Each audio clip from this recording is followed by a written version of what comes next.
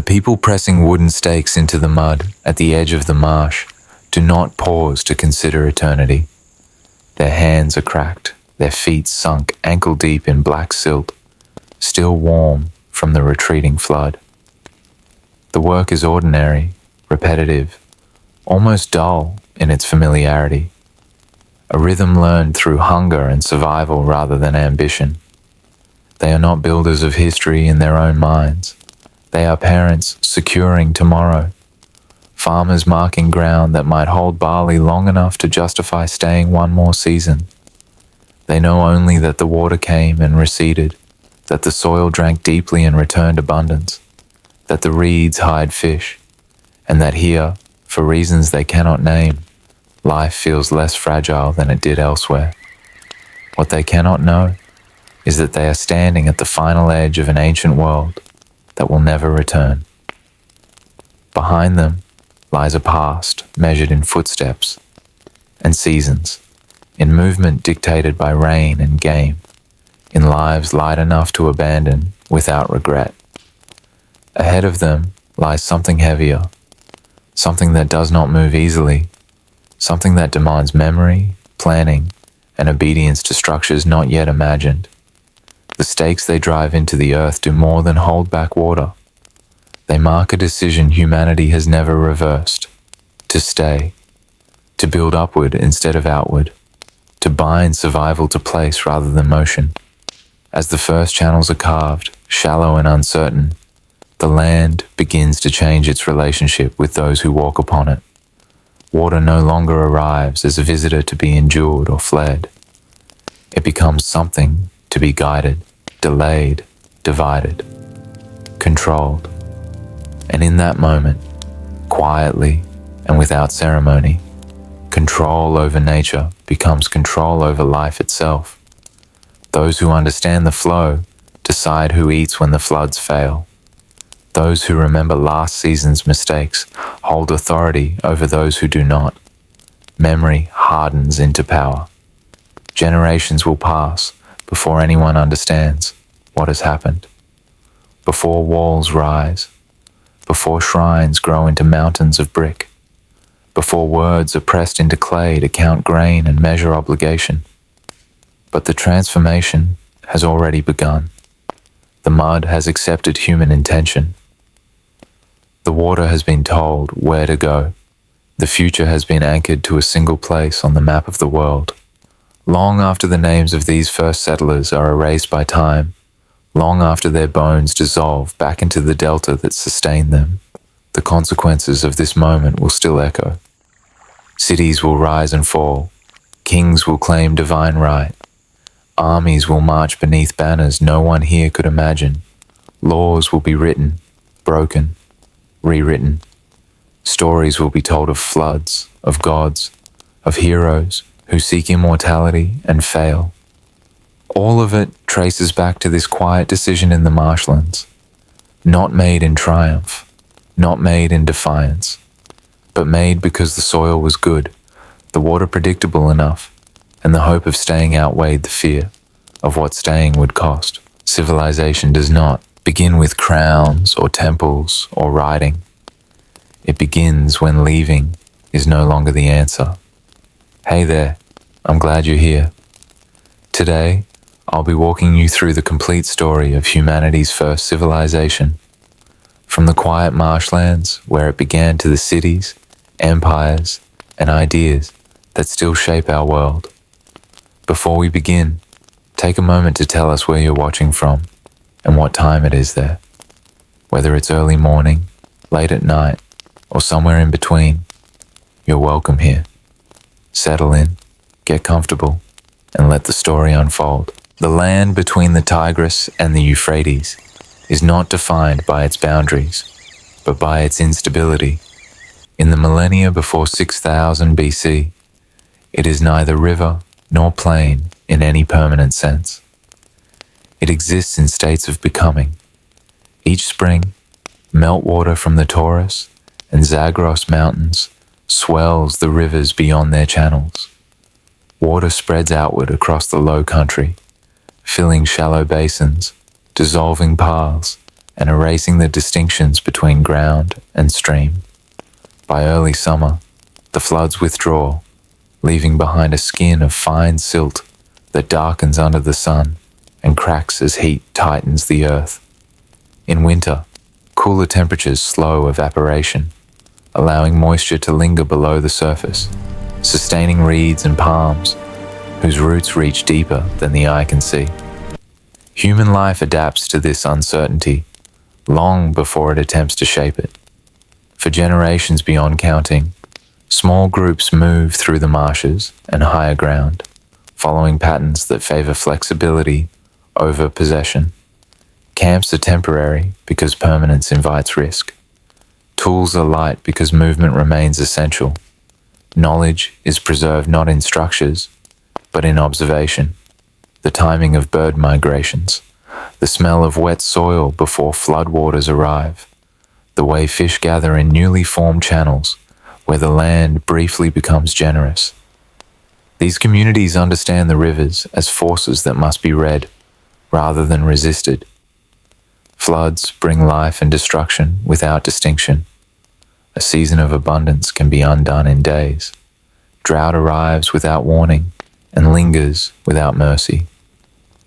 In this world, survival depends on leaving when conditions turn against you. Attachment to place offers no advantage. Yet, by the late 6th millennium BC, subtle deviations from this pattern appear along the margins of the floodplain, not everywhere and not all at once. In certain locations, families return to the same stretches of ground more often than others. These places are not chosen for comfort, but for predictability. Slight rises in elevation delay inundation. Natural depressions hold water longer into the dry months. Here, attempts are made to intervene. At first, these interventions are hesitant and reversible. Shallow trenches are cut with stone tools to guide excess water away from a stand of young plants. Low ridges of packed earth are raised to slow the advance of floodwater long enough to harvest grain. Most of these efforts fail. Channels collapse. Levees erode. Floods arrive earlier than expected and sweep away labor without regard for intention. The land offers no immediate reward for persistence. What changes is not the environment, but memory. Techniques are abandoned, revisited, altered. A trench that failed one season is dug differently the next. A ridge reinforced with reeds lasts longer than one made of bare soil. Knowledge accumulates unevenly, held by those who remember not success, but error. Over time, water begins to behave differently in places where effort is repeated. It does not obey, but it responds. By around 5500 BC, these practices begin to cohere into recognizable systems. Channels are no longer isolated experiments, but parts of networks that must function together. Water diverted upstream alters conditions downstream. A breached embankment affects fields beyond its immediate owner. Maintenance becomes continuous rather than seasonal. Silt must be cleared after each flood. Channels must be recut as the land shifts beneath them. No single household can sustain this alone. Labor must be synchronized. Decisions must be shared. Cooperation ceases to be optional, not because of ideology, but because failure now has consequences for others. Those who control water flow influence survival beyond their own fields. Authority begins to form around knowledge rather than lineage. The rivers still flood. Drought still returns.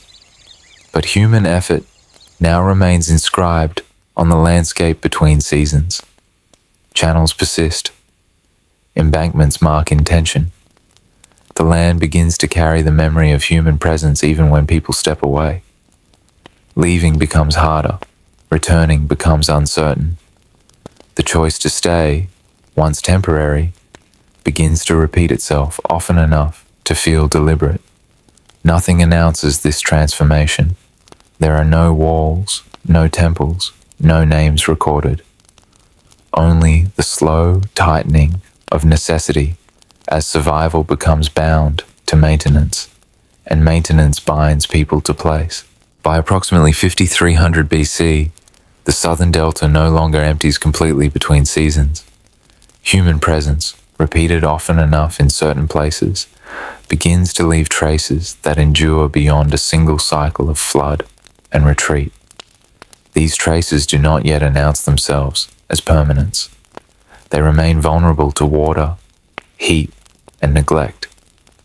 But they persist long enough to be returned to, and return changes the meaning of place. The community's archaeologists later group under the name Ubaid do not occupy the delta uniformly. They follow subtle gradients in elevation, barely perceptible to an unfamiliar eye. A rise of less than a meter can mean the difference between a dwelling swept away in spring and one that remains intact long enough to repair. Over time, these marginal advantages are recognized, then sought out deliberately.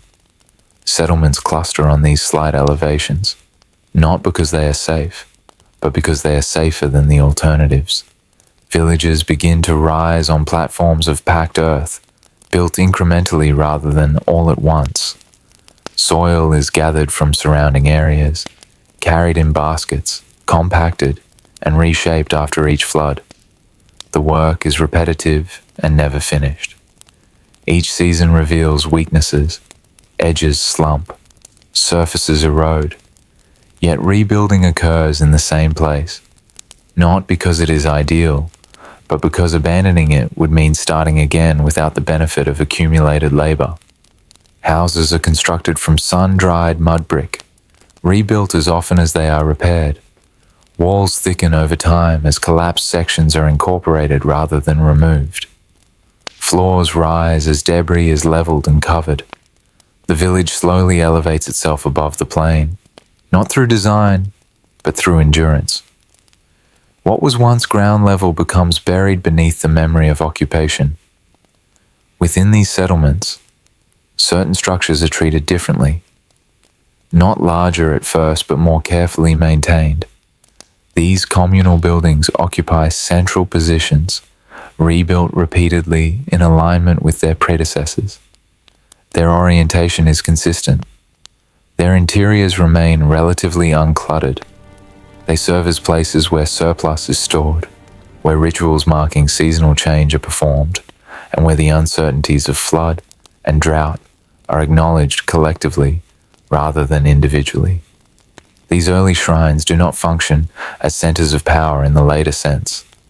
They hold no monopoly over belief. Instead, they concentrate responsibility. Grain placed here is not owned by one household. It exists to buffer the settlement against failure. Offerings made here seek balance, not dominance.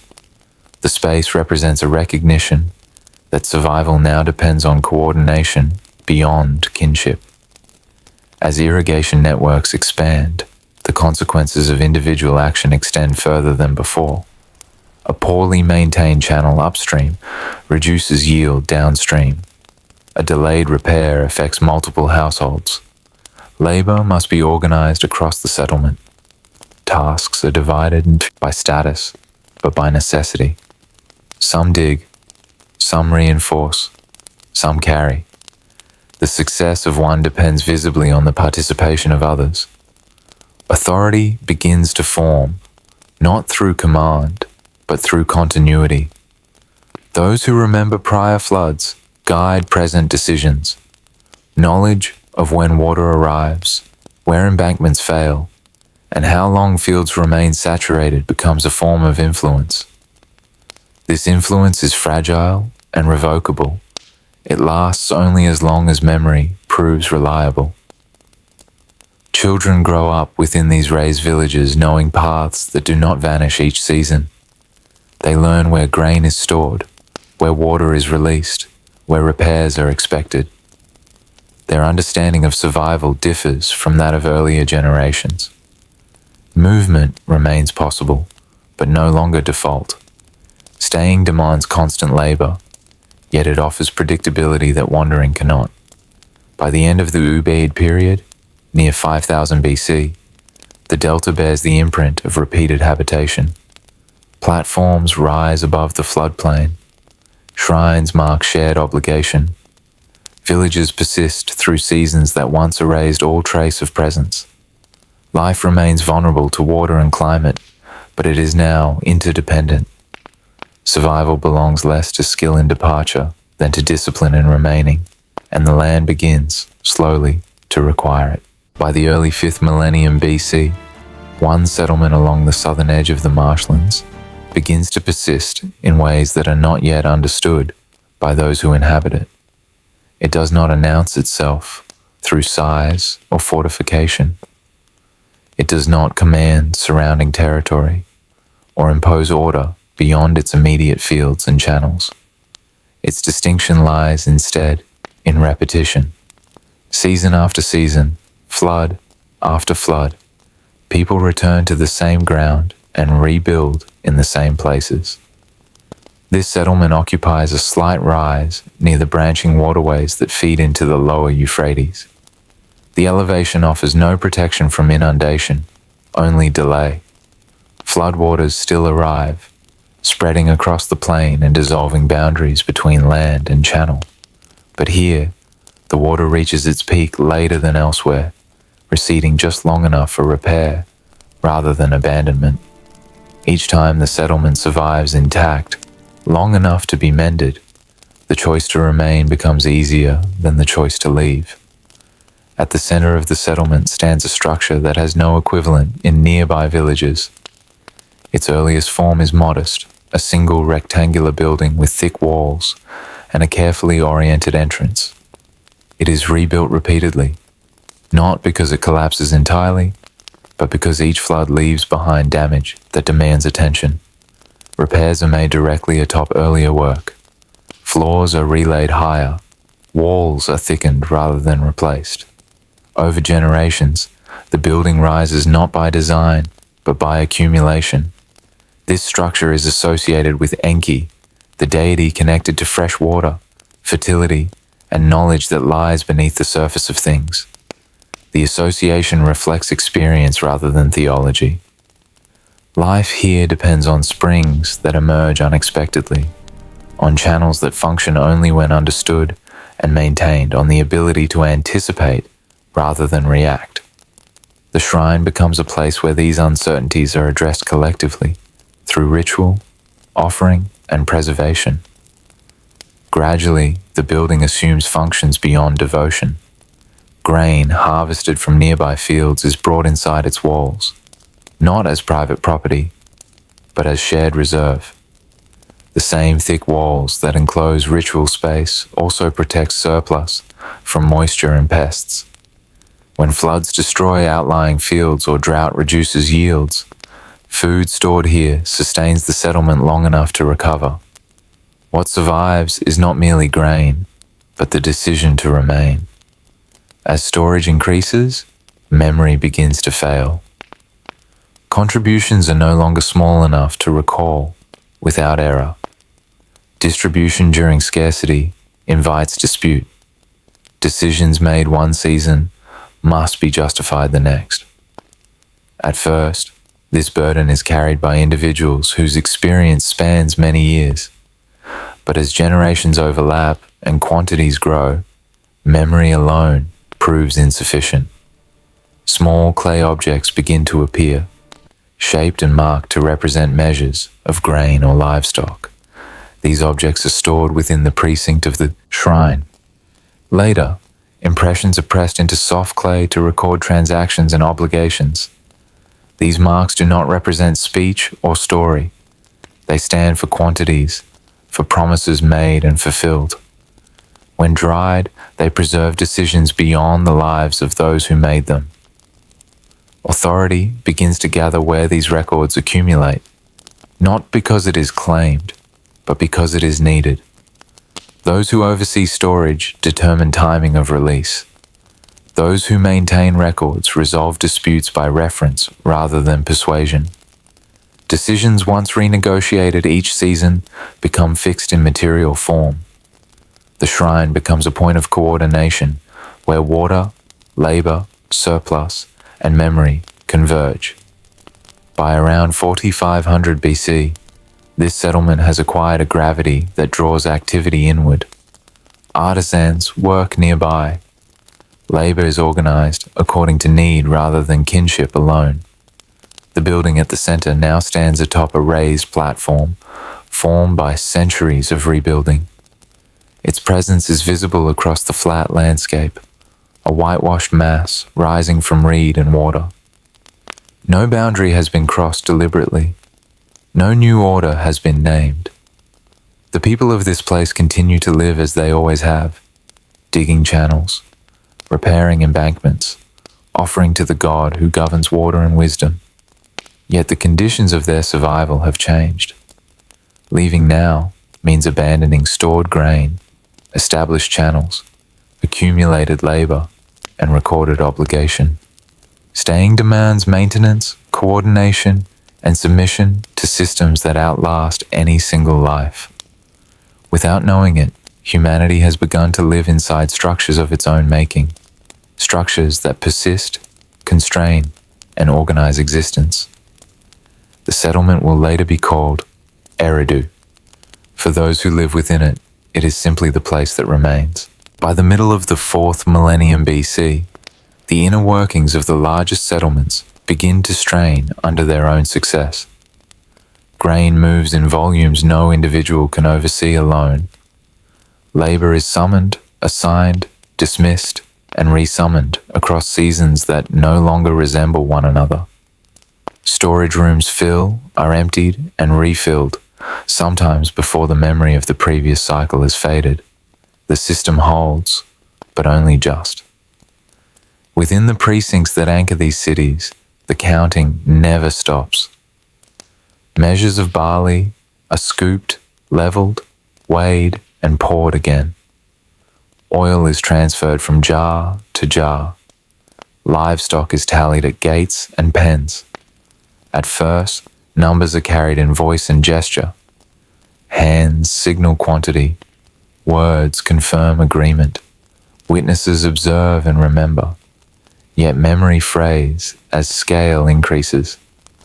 A storekeeper ages out of his role. A season of flood interrupts routine. A dispute arises when hunger sharpens recollection into accusation. The first response is repetition. Counts are performed twice, then again. Measures are standardized. Containers are marked to indicate volume. Still, error persists. Grain disappears without clear cause. Laborers argue over rations. The margin for miscalculation narrows as population density increases. What once could be absorbed through flexibility now threatens collapse. It is within this pressure that clay begins to carry memory. Soft tablets are shaped by hand, no larger than a palm, their surfaces smoothed with care. Into them, reed styluses press impressions that stand for quantity rather than speech. A wedge for a measure, a grouping for a total. The act is slow and deliberate. Each mark must be made while the clay remains workable. Each impression must correspond to a shared understanding of value. When the tablet dries, the decision hardens with it. These early records are not read aloud as texts. They are consulted as objects. They are held, compared, stored. They are proof that something was counted, that something was given, that something is owed. Their authority does not lie in language, but in persistence. A tablet does not forget. The discipline this demands reshapes daily practice. Counting becomes ritualized. Measurement acquires precision beyond convenience. A miscount is no longer a mistake, easily corrected by negotiation. It becomes a contradiction between record and claim. Resolution shifts from persuasion to reference. Those who already occupy the central precincts, priests, attendants, overseers, become custodians of this new memory. Their role expands not because it is sought, but because access to storage and record converges in their hands. They control the spaces where surplus is gathered. They maintain the tablets that track its movement. They determine when reserves are released during shortage and how obligations are settled afterward.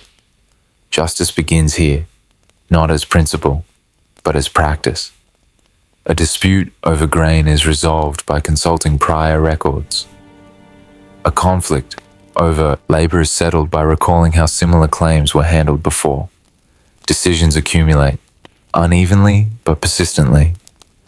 What worked once is remembered, what failed is avoided. Precedent forms without being named. Ritual remains inseparable from this process. Offerings accompany storage. Distribution aligns with calendrical observance. The gods are believed to govern fertility and flood, and those who serve them manage the systems that make survival possible. No separation exists between sacred duty and administrative function. To oversee grain is to maintain balance. To adjudicate dispute is to restore order. By the late 4th millennium BC, the marks on clay have multiplied and diversified. Categories appear. Individuals are represented. Actions are implied. Yet the foundation remains unchanged. Writing exists to stabilize exchange, to extend memory beyond the body, to hold together a system that has grown too large to rely on recall alone. In courtyards and storerooms, tablets dry in the sun. They are stacked, sealed, and revisited. Through them, the city begins to regulate itself, not through command, but through record. Law, storage, justice, and ritual do not merge by design. They accumulate in the same place because survival demands it, and the system continues to function without ever pausing to name what it has become. By the later centuries of the 4th millennium BC, life within the largest settlements begins to lose its sense of exception. The city no longer feels like an experiment maintained through effort and vigilance. It feels, instead, like a condition. Floods still arrive, but their timing is expected. Drought still threatens, but grain stores exist to absorb its first blows. Repair follows damage with such regularity that disruption no longer signals departure. It signals work. Days are shaped by routines that repeat without question. Channels are cleared when the water withdraws. Storehouses are opened and sealed according to calendars rather than urgency. Paths between dwellings harden into streets through use alone. The sounds of labor, grinding grain, shaping clay, lifting baskets, become part of the background of existence. The city persists not because it is safe, but because it is familiar. Children born into these spaces grow without knowledge of another way of living. Their earliest memories are bounded by walls that have always stood and by structures whose purpose is already defined. They do not remember the decision to stay, only its outcome. Movement exists within the city, along streets, between neighborhoods, toward the central precinct, but not away from it. Wandering is no longer a skill learned early. It becomes a story told by elders whose recollections feel increasingly distant. For these children, survival is not a personal achievement repeated daily. It is a shared condition maintained by others, whose roles appear fixed and necessary. Grain arrives at predictable times. Work is assigned rather than sought. Tools are repaired rather than replaced through migration. Risk remains, but it is distributed. Hunger does not disappear, but it announces itself gradually, giving warning rather than striking without notice. This constancy reshapes thought without instruction. Time stretches beyond the immediate season. Effort is invested in tasks whose results are delayed. Channels are dug deeper than current floods require. Walls are reinforced beyond visible need. Floors are raised not because water has reached them, but because it might. These choices are not framed as legacy. They are framed as maintenance, yet they bind labor to futures unseen. Buildings begin to carry the weight of generations. Foundations disappear beneath later floors. Walls thicken as repairs accumulate. The city rises slowly above the plain, its elevation formed not by design, but by persistence. Burial grounds lie close to living quarters. The dead remain present beneath daily movement, their proximity reinforcing continuity rather than loss. Records extend memory beyond living recall. Decisions made years earlier remain accessible through tablets stored and consulted. Obligation outlives the person who first incurred it. Work performed today may be compensated long after the worker is gone. Life unfolds within systems that assume endurance. By the early 3rd millennium BC, projects are begun with no expectation of personal completion. Large platforms are raised stone by stone, brick by brick, by hands that will never see their final form. Scribes copy records, whose relevance depends on uninterrupted succession. Rituals are maintained not because they are questioned, but because interruption itself feels dangerous. None of this is experienced as transformation. No one names the shift. People continue to work, marry, age, and die within spaces that outlast them. Yet thought has adjusted to the scale of the city. Survival no longer defines the outer limit of imagination. Continuity does. Human life begins to operate within a framework that assumes tomorrow will resemble today, closely enough to justify preparation. The city remains, carrying its inhabitants forward, shaping expectations that no longer require movement to sustain existence. As the 3rd millennium BC unfolds, the settlements that line the rivers of southern Mesopotamia begin to feel the limits of proximity. The land that once absorbed expansion now resists it. Channels intersect and compete for water, whose arrival can no longer be taken for granted. Fields press against one another. Boundaries form where cooperation once sufficed, not through declaration, but through repeated necessity. Each city continues to function as before, storing grain, assigning labor, maintaining ritual, yet each does so within a landscape that no longer offers open margin. What one settlement diverts upstream is felt downstream.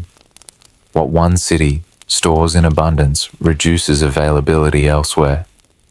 These imbalances are observed long before they are challenged. Comparison becomes unavoidable. Under this pressure, effort shifts from extension to refinement. Tools are remade to last longer, cut deeper, endure repeated use. By the early centuries of the 3rd millennium BC, bronze implements become increasingly common. Copper alone no longer suffices for plowshares that must break compacted soil year after year, nor for blades that cannot afford to dull when replacement demands distant material. The alloy binds cities into wider circuits of exchange, linking them to sources of tin and copper far beyond the floodplain. Movement across this expanding network grows more regular. Loads of grain, oil, textiles, and metal are carried farther than before. The wheel, once limited in application, becomes integral to this movement. Carts drawn by donkeys traverse paths worn into the land through repetition. The donkey, resilient and adaptable, replaces earlier draft animals unsuited to long-distance travel. Routes stabilize as familiarity replaces improvisation. Travel becomes expected rather than exceptional. These routes carry more than goods. They transmit methods, weights, and assumptions. A casting technique observed in one city is reproduced in another. A measure used in trade becomes a standard when repeated often enough. The need for consistency presses upon every exchange conducted beyond immediate oversight. Writing expands within this environment of distance and obligation. Records no longer track only local storage and labor. They begin to formalize agreements whose fulfillment lies elsewhere and later. A delivery promised must be remembered beyond the presence of witnesses. A debt incurred in one season must be honored in the next. Clay tablets multiply, preserving not just quantity, but condition and expectation. From these records, patterns accumulate. Disputes arising from exchange demand reference. A conflict settled once is cited again. Compensation for loss, terms of repayment, responsibilities of transport. These are recorded not as abstract law, but as remembered solutions to recurring strain. Law takes shape through repetition rather than proclamation.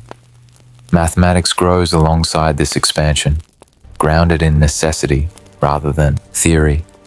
Fields must be measured accurately as boundaries tighten. Storage capacity must be calculated to avoid waste or shortage. Exchange ratios must remain stable across distance and time. Tables are compiled to reduce error, not to instruct. Numbers become tools of coordination. Administration thickens as cities grow interdependent. Labor is assigned across larger projects, canal maintenance, construction, transport, requiring calculation of time and provision. Rations are measured with care as margins narrow. Writing binds these processes together, allowing coordination beyond direct supervision. None of this proceeds by intention to innovate. Each adjustment responds to pressure exerted by neighboring cities that do not remain static. Success invites imitation.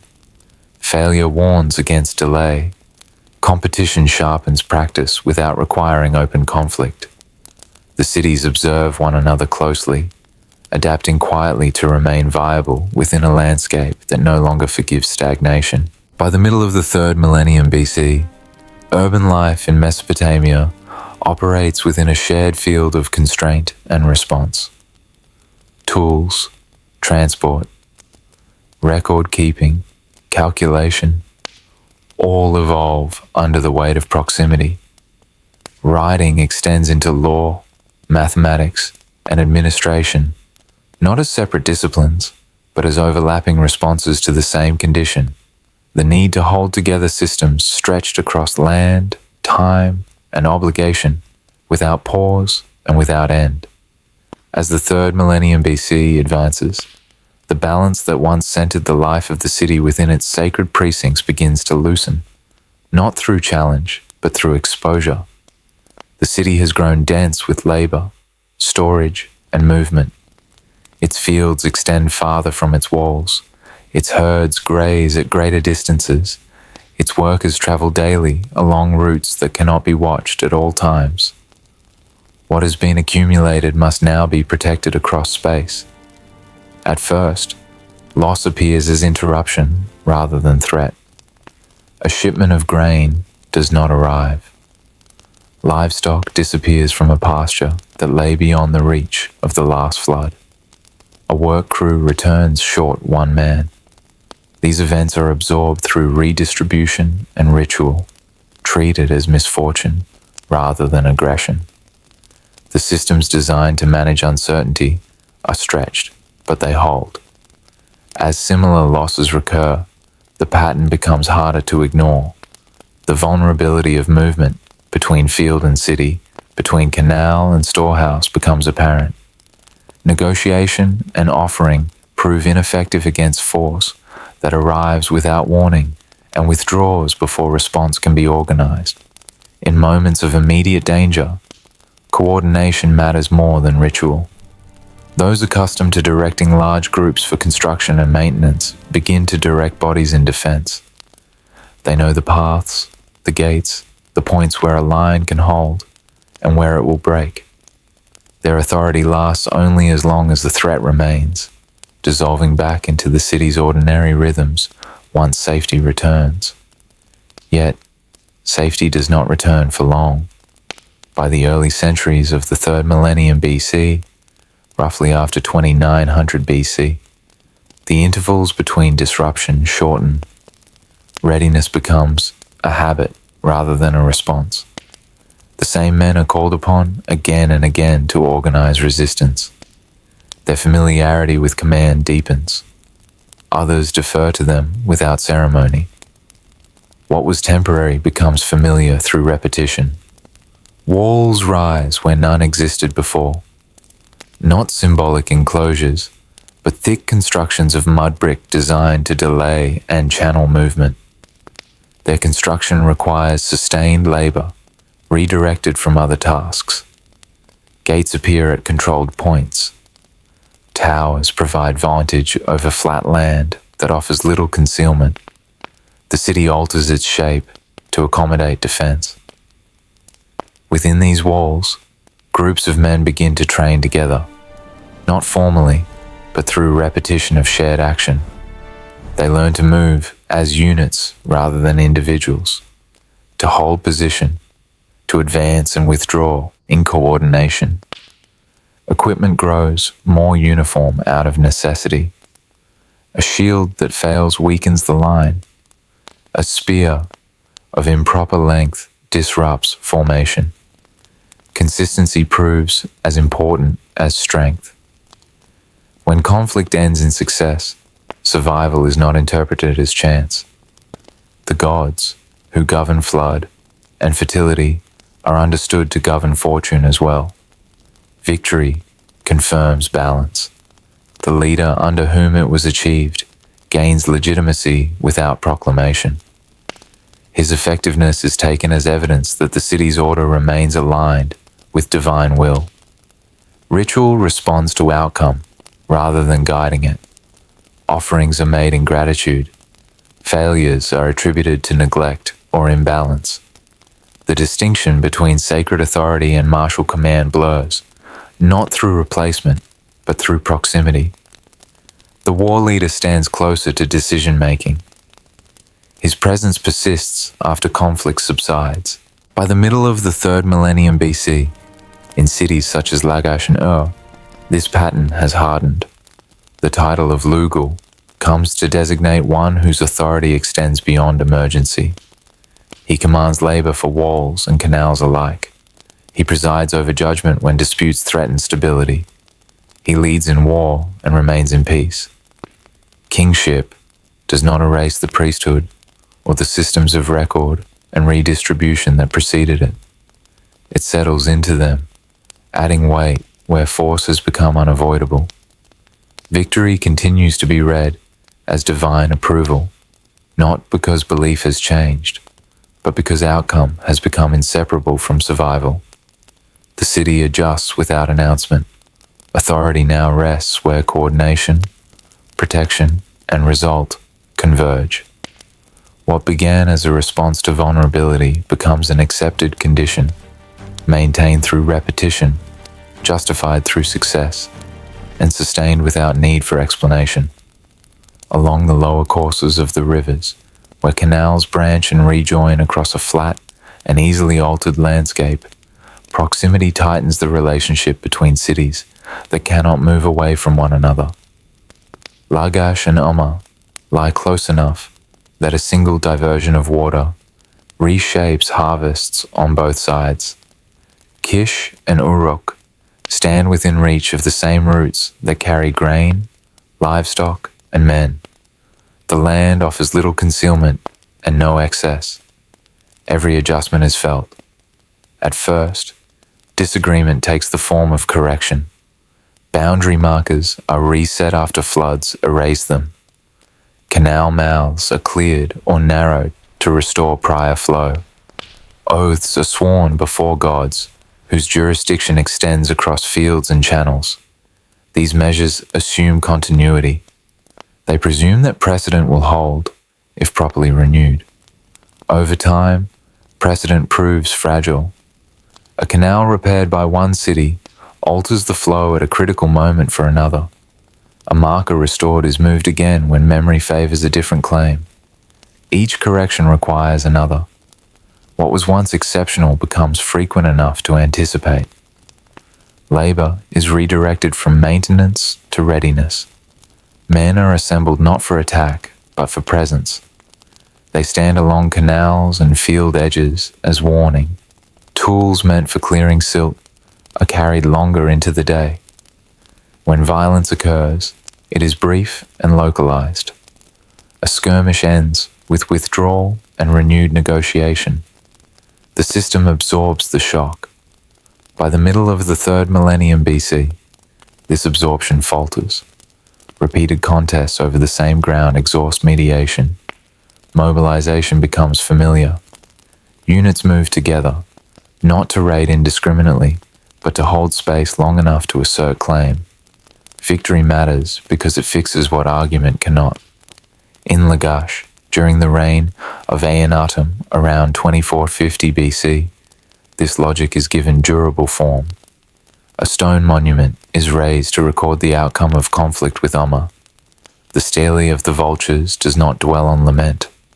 It arranges action. Soldiers advance in ordered ranks, shields aligned, spears projecting forward in unison.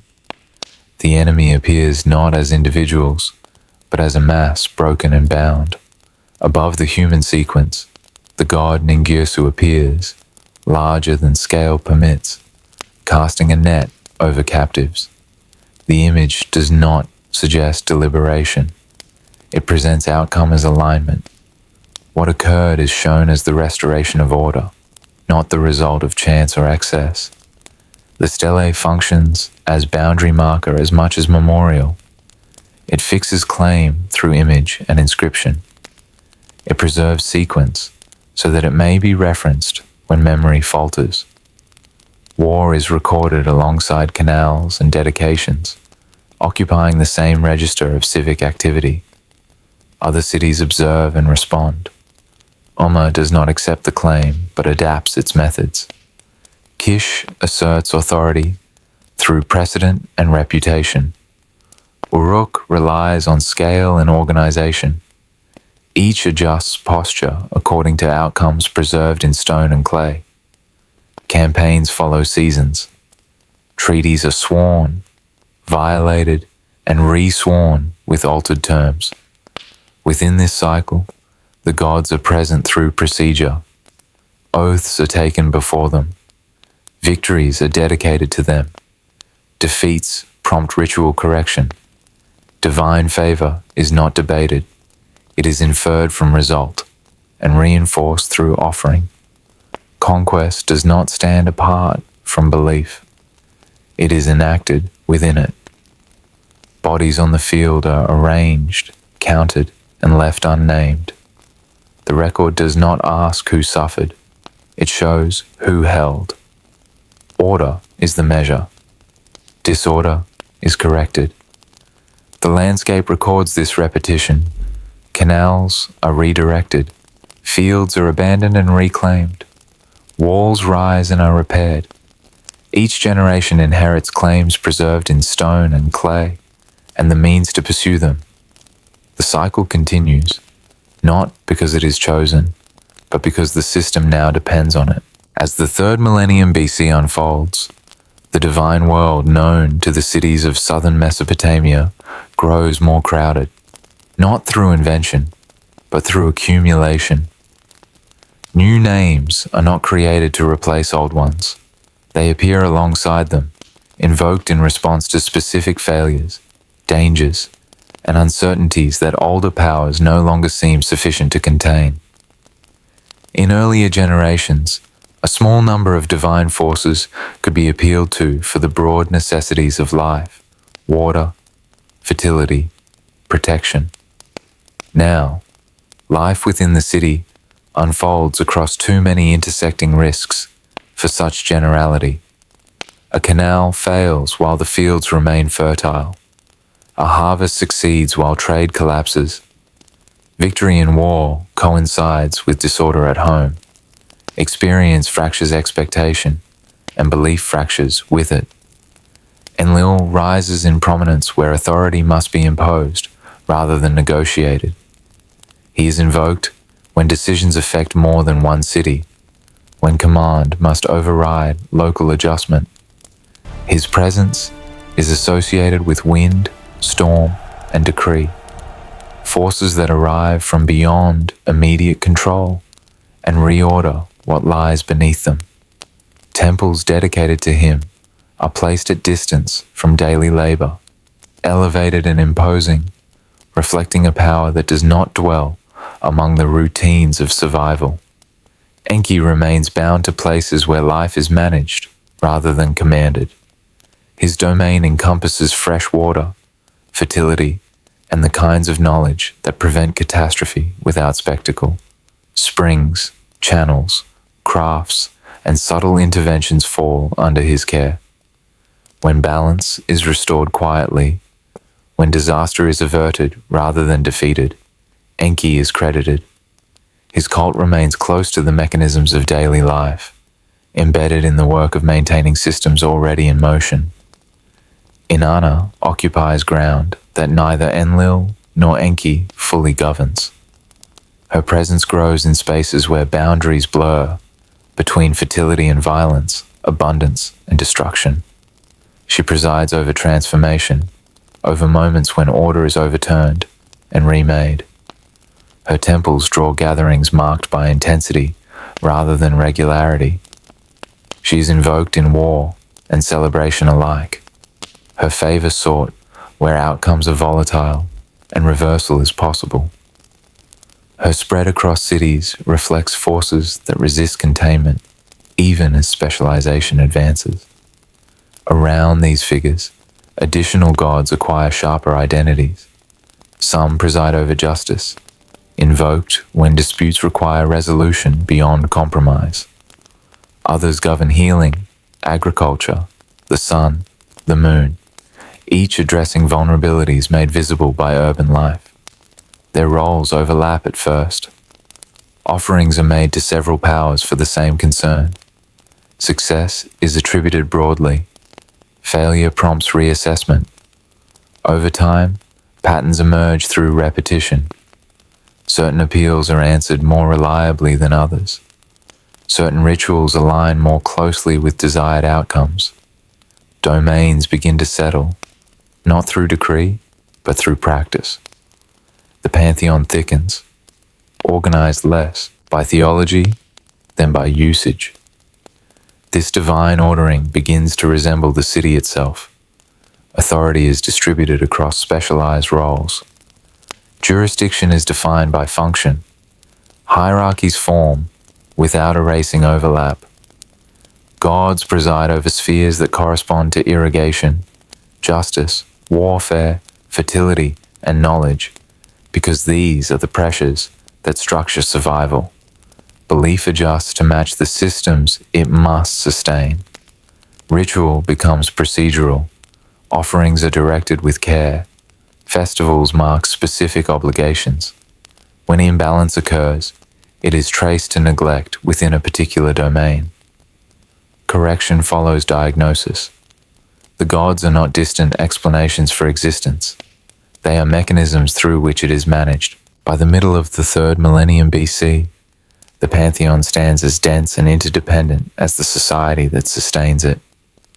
The gods do not exist apart from human order. They operate within it, reflecting its divisions, its hierarchies, and its unresolved tensions.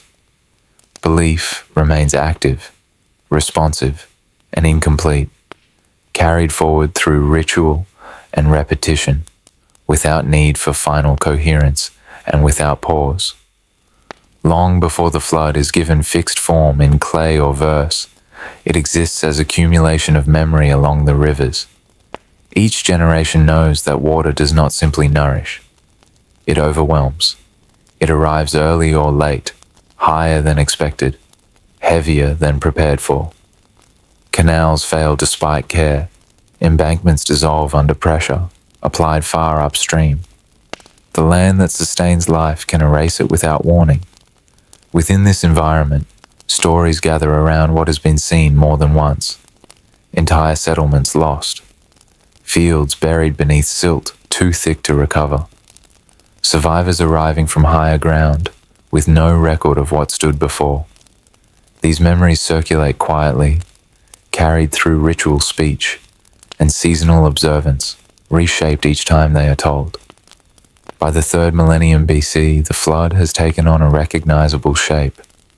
The gods resolve to erase humanity, not because of singular transgression, but because human presence has become disruptive to divine order. The cause is not framed as moral corruption, it is framed as imbalance. Humanity has grown too numerous, too loud, too difficult to contain within the rhythms established by the gods. The decision is made beyond human reach. No appeal is possible. The gods act as administrators correcting excess, not judges weighing guilt. The flood is total, because partial measures have failed before. Yet the story does not end there. Within the divine council, knowledge finds a path where opposition cannot. Enki does not challenge the decree openly, he works around it. He transmits instruction without issuing command, allowing information to pass where authority cannot. Walls speak. Words are shaped carefully to avoid violation while still conveying method. The human who receives this knowledge is not chosen for virtue. He is chosen for attentiveness. He understands measurement. He follows sequence. He constructs according to instruction rather than intuition. The vessel he builds is not symbolic. It is functional. Its survival depends on proportion, sealing, reinforcement, and timing. When the waters rise, the distinction between river and land vanishes. Cities dissolve into movement. Even the gods withdraw, unsettled by the force they have released.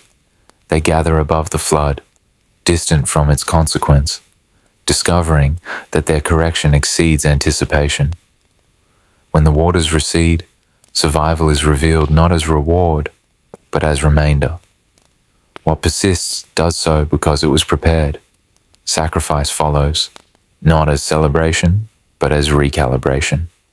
The gods accept it, not in triumph, but in recognition of dependency they momentarily ignored. The outcome is adjustment rather than reconciliation. Humanity is not spared future destruction. It is constrained. Limits are imposed. Mortality is reaffirmed. Lifespans are shortened. Reproduction is regulated. The gods do not promise restraint. They promise structure. The relationship that emerges is fragile by design. The gods retain power. Humans retain ingenuity. Neither fully trusts the other. Assistance may come indirectly.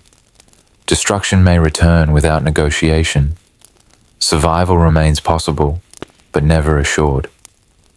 Within the cities, this story circulates alongside law and ritual. It does not reassure. It instructs without instruction. It affirms that knowledge can navigate divine volatility where obedience cannot. It acknowledges that the gods may miscalculate and that humans may endure through attention and craft rather than favor. The flood myth remains alive because it aligns with experience. Water still rises. Preparation still matters. The gods remain present but distant, powerful but imperfect. Humanity persists not because it is spared, but because it learns to live within a world where survival depends on understanding forces that do not guarantee mercy, and on acting precisely when warning appears, even if it comes through walls rather than command. By the closing centuries of the 3rd millennium BC, the name of Gilgamesh circulates through the cities of southern Mesopotamia with a familiarity that does not depend on a single telling.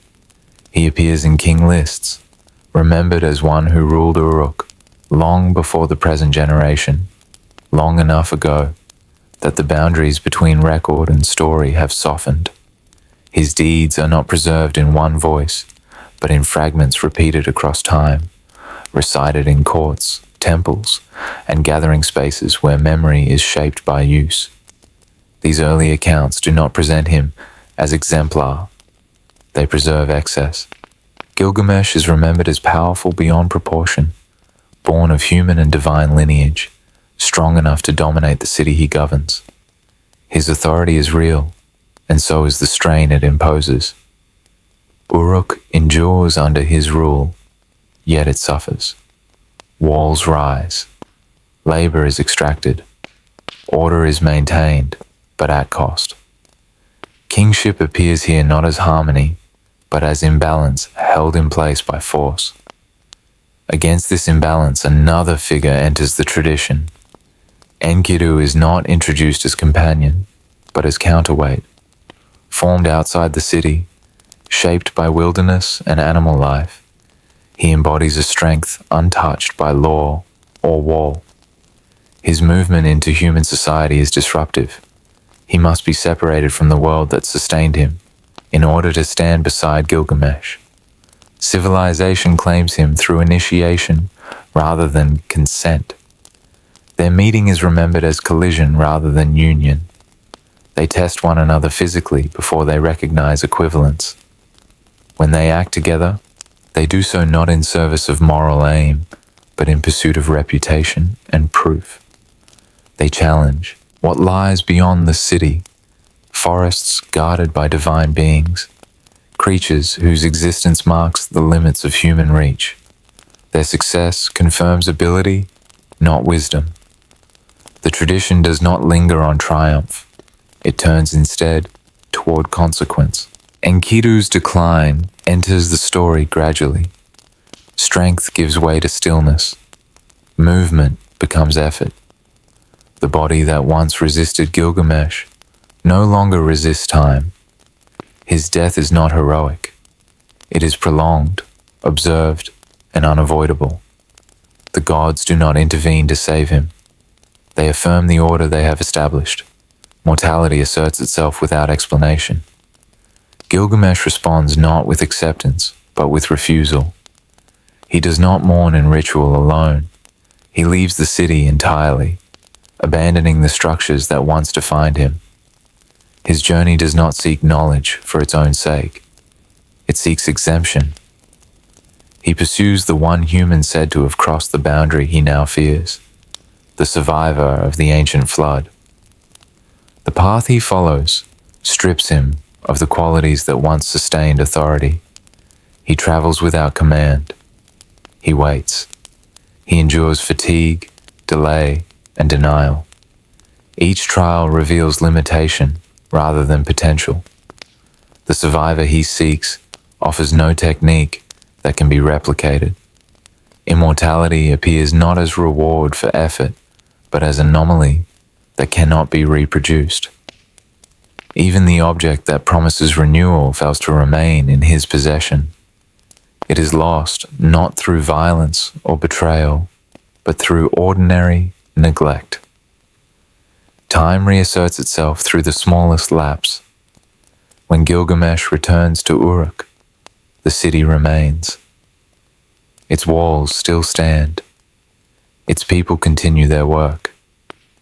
Nothing has changed except the way he perceives what endures. The structures he once ruled now reveal themselves as collective achievement rather than personal monument. The names of those who built them have already faded. The work persists. The story does not conclude with consolation. It settles into recognition that immortality does not belong to the individual life. It belongs to duration itself, to stone laid upon stone, to records copied and recopied, to stories carried forward because they continue to be spoken. The Epic of Gilgamesh remains because it reflects a society that has learned to live within permanence, while knowing it cannot share in it fully. Meaning is not found in escaping death, but in contributing to what continues beyond it. The city stands. Time moves. The story endures, not as promise, but as witness. By the middle of the 3rd millennium BC, the cities of southern Mesopotamia have reached a point where repetition no longer restores balance. Conflict does not resolve claims. It preserves them. Each campaign redraws boundaries only long enough for the next dispute to emerge. Fields change hands without settling ownership. Canals are repaired, redirected, then contested again. The landscape absorbs the impact, but the cities do not move forward. Out of this exhaustion, authority begins to stretch. Around 2350 BC, Lugal-Zaggisi of Umma rises through a series of victories that do not stop at the defeat of immediate rivals. City after city submits, sometimes through force, sometimes through calculation, recognizing that resistance only prolongs instability. His power reaches across much of southern Mesopotamia, extending from the lower sea toward the interior. For the first time, multiple cities acknowledge a single ruler as superior rather than equal.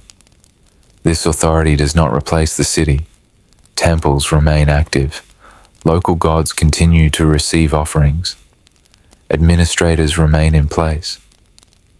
What changes is alignment. Decisions that once ended at city walls now flow upward. Loyalty is redirected toward a figure whose power promises relief from endless rivalry, even if only temporarily. The system depends entirely on presence. Lugal-Zaggisi moves constantly, reinforcing submission through visibility and force. There is no structure capable of sustaining unity in his absence. His authority binds cities together, but does not yet bind time. When Sargon of Akkad appears shortly after, around 2334 BC, he enters a world already stretched beyond its limits. He does not invent unification. He inherits its failure and alters its method. Rising from within administrative and military service, rather than ancient kingship, Sargon understands the mechanics of movement, supply, and command. Where Lugal-Zaggisi relies on dominance layered over existing structures, Sargon reshapes those structures themselves.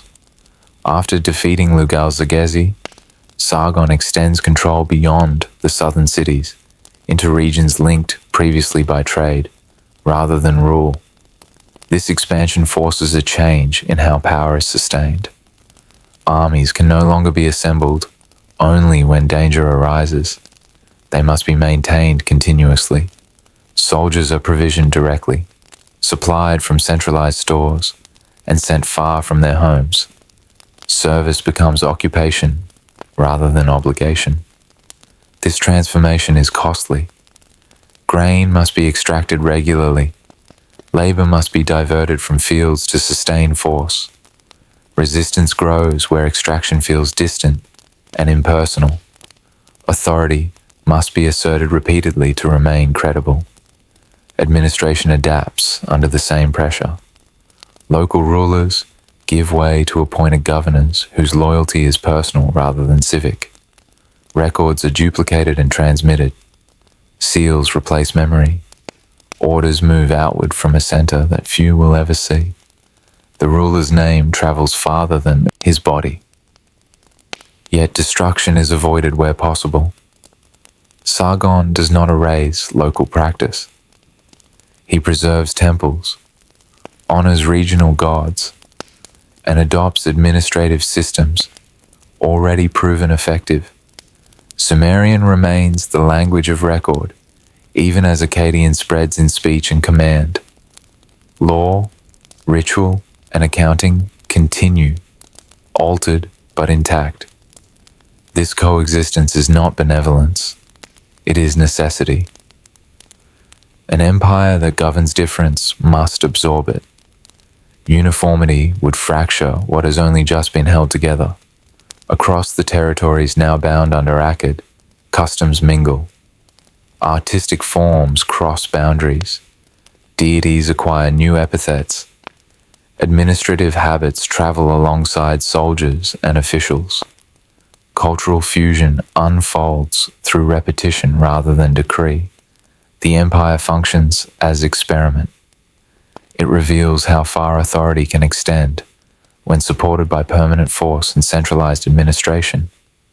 It also exposes strain at every level: rebellion, overextension, dependence on continual extraction. Control must be renewed constantly to survive. Cities do not disappear. They endure beneath the weight of a broader structure that now claims them. Life continues in familiar rhythms: planting, harvest, ritual, record-keeping, while authority stretches beyond any single horizon. The attempt to bind many histories into one does not resolve the contradictions of Mesopotamian life. It intensifies them. The empire remains in motion, sustained through effort rather than certainty, its future dependent on forces that must be managed without pause, carried forward by momentum rather than assurance, and left open to the same pressures that first compelled its creation. By the time the 3rd millennium BC nears its end, southern Mesopotamia has already learned that greatness can break a city as easily as it can elevate it. The land remembers the weight of armies moving over canals and fields, the burden of tribute extracted beyond what the soil can forgive, the sudden quiet that follows when long-distance authority fractures and local order must reassemble itself from what remains. In the years after the Akkadian Empire's decline, the south does not become empty. People continue to plant and harvest. Temples continue to receive offerings. Scribes continue to press marks into clay. Yet the horizon of authority shrinks, then expands again, not in a single leap, but by degrees as cities test what can be held and what must be surrendered. Around 2112 BC, Ur rises into a position of command that feels different from earlier dominance. Not because ambition has disappeared, but because it has changed direction. The city's power turns inward toward coordination before it turns outward toward conquest. It begins with the work that must be done, regardless of who rules.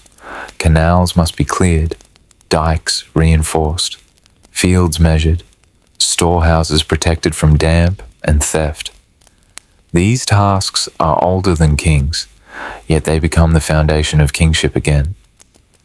Ur-Nammu, establishing what later generations will call the 3rd dynasty of Ur, does not create order from nothing.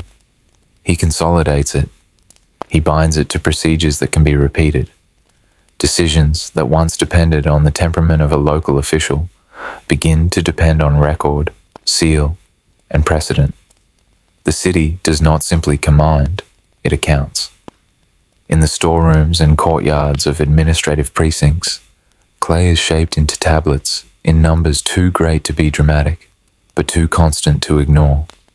Grain is counted as it arrives, measured and remeasured, scooped and leveled, sealed behind doors that carry impressions of authority.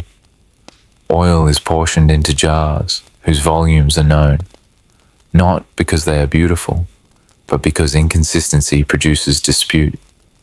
Herds are recorded not by admiration, but by necessity: births, losses, transfers, allocations. Labor is assigned in lists, gangs defined, duration set, rations specified.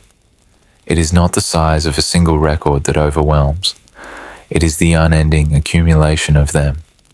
A worker receives a portion of barley and oil, not as gift, but as entitlement tied to service. If the ration is short, the complaint is not merely personal. It becomes an administrative problem. Someone must have miscounted, diverted, delayed, or lied. A supervisor must explain a deficit. A scribe must reconcile entries. An official must decide whether the shortfall is error or theft. The city's peace depends increasingly on the ability to resolve these small failures before they grow into anger that spreads. Law becomes visible within this machinery. Under Ur-Nammu, and continuing into the reign of Shulgi, legal judgments take forms that can be copied, consulted, and reused. Wrongdoing is measured as disruption to order, damage to property, breach of obligation, injury that requires compensation. Penalties often take the form of fines, structured amounts of silver or grain, and this structure matters because it transforms conflict into calculation. It does not eliminate violence, but it channels it into predictable resolution that can be recorded and enforced. The bureaucracy that sustains this system is not an idea. It is a hierarchy of people whose daily actions must align. Officials oversee canals, fields, herds, workshops, storehouses. Messengers carry instructions and reports between cities that are now bound to Ur's authority. Seals press identity into clay, turning a private claim into a public fact. A tablet without a seal is vulnerable. A sealed tablet becomes difficult to dispute. In this world, power often appears not as a weapon, but as an impression in wet clay that hardens into permanence. Under Shulgi, reigning approximately from 2094 to 2047 BC, the system intensifies. Administration does not simply manage resources, it standardizes them. Measures become consistent across regions. Scribes are trained to reproduce formats exactly, to record totals in ways other scribes can verify, to calculate rations and quotas with accuracy that reduces argument. Numerical tables circulate because memory is unreliable and error is costly. The discipline of writing is not aesthetic, it is structural. Roads and distances begin to matter with new clarity. Communication is treated as infrastructure. Messages must arrive on time for rations to be issued, labor to be mobilized, grain to be moved before spoilage or theft. The route between cities becomes part of governance, maintained and watched, not because travel is celebrated, but because coordination depends on it. Monumental building grows from the same logic. The ziggurat at Ur rises as an object of devotion and as a demonstration of administrative capacity. Brickmaking is organized in quotas. Clay is gathered, mixed, pressed into standardized molds, dried in the sun, in numbers that turn landscape into industry. Labor gangs rotate through tasks, carrying, stacking, lifting, smoothing. The project continues through seasons because the state can feed those who build. A monument is not merely a religious act. It is proof that surplus can be extracted, stored, redistributed, and converted into stone and brick without the system collapsing. Temples remain central, yet their role continues to merge with governance. They are places of ritual and places of storage. They are repositories of offering and repositories of record. The gods receive gifts, and the city receives the administrative stability that comes from concentrating surplus under controlled access. Sacred space becomes a hinge between belief and management, and the boundary between the two is not argued. It is lived. At this height of organization, civilization runs at full complexity, not because life has become easier, but because it has become more interdependent. A farmer's yield is tied to canal maintenance. Canal maintenance is tied to labor assignment. Labor assignment is tied to rations. Rations are tied to storage. Storage is tied to accounting. Accounting is tied to scribal training. Scribal training is tied to institutions that must remain stable long enough to produce competent administrators. Each layer relies on the layer beneath it, continuing without interruption. The system's strength is also its demand. It requires constant attention. A broken canal is not merely a local inconvenience, it threatens quotas. A missing shipment is not merely loss, it disturbs allocation schedules. A negligent official is not merely incompetent, he is dangerous, because the machinery depends on reliability more than charisma. Year 3 does not announce itself as an age of perfection. It functions, day after day, through repetition and correction. Tablets are written, checked, stored, retrieved. Seals are pressed. Rations are issued. Labor is reassigned. Bricks are stacked. Judgments are recorded. The city continues, not because it is immortal, but because it is maintained, and maintenance has become the central act of power. Long after the southern cities have fallen silent, long after their walls have collapsed back into the plain, the habits they formed continue elsewhere, carried without ceremony into new centers of power. Control shifts northward. The rivers change names. The language of command alters. Yet beneath these changes, the old signs remain in use. By the early 1st millennium BC, Assyrian cities such as Ashur and Nineveh dominate the landscape through force that is direct and unapologetic. Campaigns move quickly. Resistance is punished publicly. Populations are relocated. Authority is reinforced through fear and efficiency. Cities are dismantled as warnings to others. Inside the administrative heart of this empire, however, destruction does not reach everything. Assyrian scribes are trained through methods already centuries old. Their earliest exercises do not begin with their own language alone. They copy signs whose origins lie far to the south, repeating lists, tables, and formulas composed long before Assyria existed as a power. Sumerian survives here not as speech, but as structure. It is no longer spoken, yet it remains necessary. The reasons are practical. Ritual requires fixed language.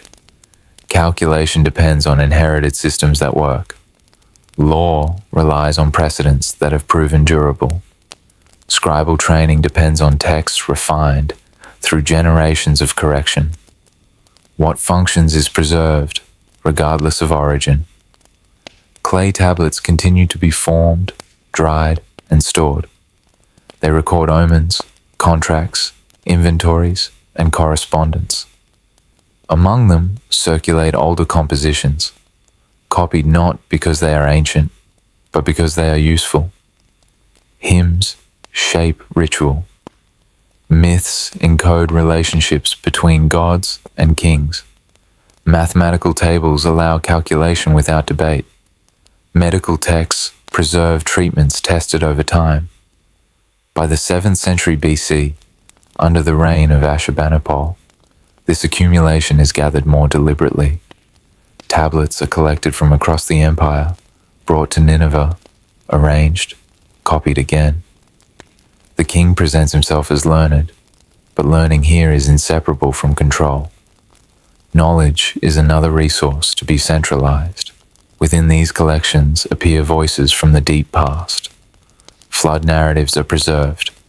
Kings are listed whose cities no longer exist. Legal decisions shaped under long-collapsed dynasties are retained as reference. The Epic of Gilgamesh is copied again, its language adjusted, its form stabilized, its questions unchanged. These texts are not treated as relics. They are treated as components of governance. They teach scribes how to write, officials how to measure, priests how to address the gods. The past is not honored for its own sake. It is absorbed. Even when Assyria itself falls, when Nineveh is destroyed in 612 BC and its palaces burn, the tablets do not vanish entirely. Fire hardens clay. Collapse buries what survives. What was gathered for control becomes preserved through ruin. Centuries later, when these tablets are uncovered, they speak from a distance far greater than any empire ever ruled. They carry systems of thought shaped by people who could not imagine Assyria, let alone the worlds that followed it. Their cities are gone, their temples are dust, yet their methods endure. Writing continues to divide time. Mathematics continues to structure space. Law continues to reason through precedent. Stories continue to ask what it means to live briefly within structures that outlast their builders. Civilization does not survive because it is protected. It survives because it is reused. Each generation takes what works and presses it into new clay, often without knowing where it began. The land between the rivers remains the place where this began, even when power moves elsewhere.